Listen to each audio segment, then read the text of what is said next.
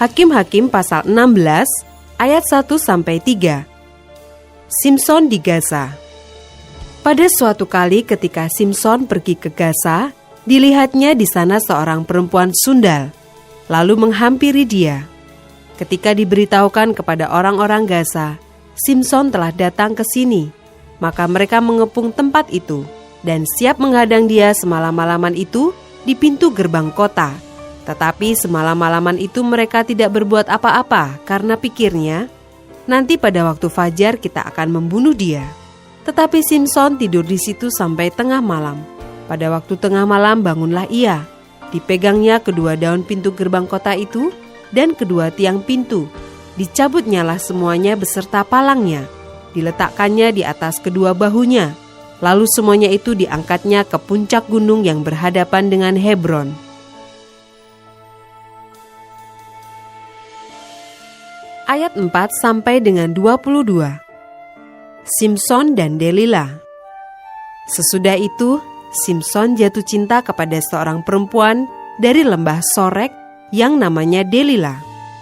Lalu datanglah raja-raja kota orang Filistin kepada perempuan itu sambil berkata, "Cobalah bujuk dia untuk mengetahui karena apakah kekuatannya demikian besar, dan dengan apakah kami dapat mengalahkan dia dan mengikat dia untuk menundukkannya. Maka kami masing-masing akan memberikan 1.100 uang perak kepadamu." Lalu berkatalah Delila kepada Simson, "Ceritakanlah kiranya kepadaku, karena apakah kekuatanmu demikian besar? Dan dengan apakah engkau harus diikat untuk ditundukkan?" Jawab Simson kepadanya, "Jika aku diikat dengan tali busur yang baru, yang belum kering, maka aku akan menjadi lemah dan menjadi seperti orang lain manapun juga." Lalu raja-raja kota orang Filistin membawa 7 tali busur yang baru, yang belum kering kepada perempuan itu, dan ia mengikat Simson dengan tali-tali itu. Sedang di kamarnya ada orang bersiap-siap. Kemudian berserulah perempuan itu kepadanya, "Orang-orang Filistin menyergap engkau, Simson."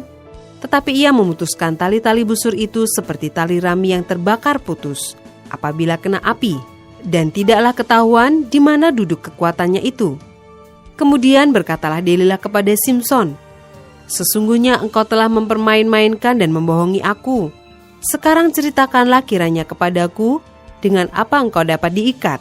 Jawabnya kepadanya, "Jika aku diikat erat-erat dengan tali baru, yang belum terpakai untuk pekerjaan apapun, maka aku akan menjadi lemah dan menjadi seperti orang lain manapun juga." Kemudian Delila mengambil tali baru, diikatnya dia dengan tali-tali itu dan berseru kepadanya, "Orang-orang Filistin menyergap engkau, Simson." Di kamar ada orang bersiap-siap, tetapi tali-tali itu diputuskannya tanggal dari tangannya seperti benang saja. Berkatalah Delila kepada Simson, "Sampai sekarang engkau telah mempermain-mainkan dan membohongi aku. Ceritakanlah kepadaku dengan apakah engkau dapat diikat." Jawabnya kepadanya, "Kalau engkau menenun ketujuh rambut jalinku bersama-sama dengan lungsin, lalu mengokohkannya dengan patok, maka aku akan menjadi lemah dan menjadi seperti orang lain manapun juga." Kemudian perempuan itu mengokohkan lagi tenunan itu dengan patok. Lalu berserulah ia kepadanya, "Orang-orang Filistin menyergap engkau, Simson." Tetapi ketika ia terjaga dari tidurnya, disentaknya lepas patok tenunan dan lungsin itu. Berkatalah perempuan itu kepadanya, "Bagaimana mungkin engkau berkata, 'Aku cinta kepadamu,' padahal hatimu tidak tertuju kepadaku? Sekarang telah 3 kali engkau mempermain-mainkan aku dan tidak mau menceritakan kepadaku, karena apakah kekuatanmu demikian besar?" Lalu setelah perempuan itu berhari-hari merengek-rengek kepadanya dan terus mendesak-desak dia, ia tidak dapat lagi menahan hati, sehingga ia mau mati rasanya.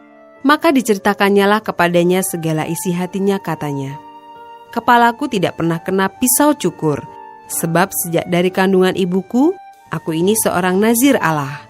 Jika kepalaku dicukur, maka kekuatanku akan lenyap daripadaku, dan aku menjadi lemah, dan sama seperti orang-orang lain."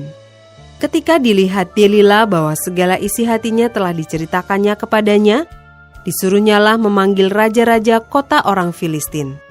Katanya, "Sekali ini lagi datanglah kemari, sebab ia telah menceritakan segala isi hatinya kepadaku." Lalu datanglah raja-raja kota orang Filistin itu kepadanya sambil membawa uang itu. Sesudah itu dibujuknya Simson tidur di pangkuannya. Lalu dipanggilnya seorang dan disuruhnya mencukur ketujuh rambut jalinnya. Sehingga mulailah Simson ditundukkan oleh perempuan itu, sebab kekuatannya telah lenyap daripadanya. Lalu berserulah perempuan itu, "Orang Filistin menyergap engkau, Simson." Maka terjagalah ia dari tidurnya serta katanya, "Seperti yang sudah-sudah, aku akan bebas dan akan meronta lepas." Tetapi tidaklah diketahuinya bahwa Tuhan telah meninggalkan dia. Orang Filistin itu menangkap dia, mencungkil kedua matanya, dan membawanya ke Gaza. Di situ ia dibelenggu dengan 2 rantai tembaga, dan pekerjaannya di penjara ialah menggiling. Tetapi rambutnya mulai tumbuh pula sesudah dicukur.